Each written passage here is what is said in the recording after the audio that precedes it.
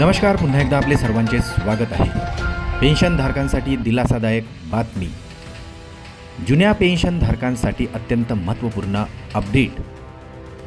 जुन्या पेन्शनधारकांच्या अपेक्षा वाढत असताना पेन्शन समानता, फॅमिली पेन्शन, OPS आणि रिटायरमेंट नंतरच्या सुविधा या सरकारकडून महत्त्वाच्या मागण्या आता केल्या जात आहेत।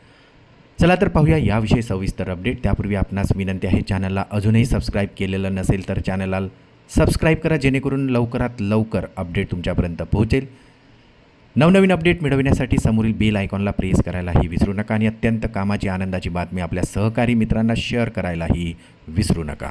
सरकारी कर्मचाऱ्यांसाठी एक अत्यंत महत्त्वाची बातमी समोर आली आहे। न्यायमूर्ती रंजना प्रकाश देसाई यांच्या अध्यक्षतेखाली आयोगाचे कामकाज आता पुढच्या टप्प्यात आले आहे।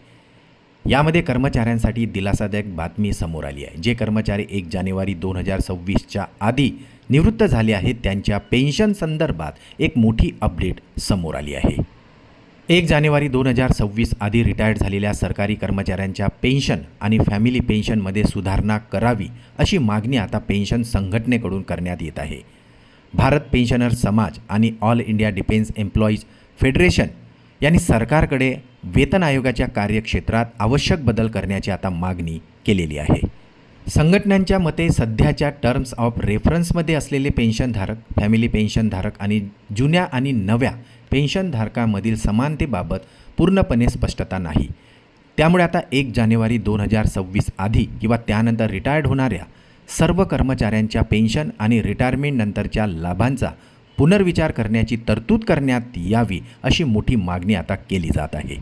याशिवाय पेन्शनमधील समानता आणि स्पष्टता याबरोबर काही अन्य मागण्याही केल्या आहे। यामध्ये जुनी पेन्शन योजना पुन्हा लागू करणे, आरोग्य सुविधांमध्ये सुधारणा करणे आणि ग्राम डाक सेवकांना लाभ द्यावा अशी ही मागणी केली आहे।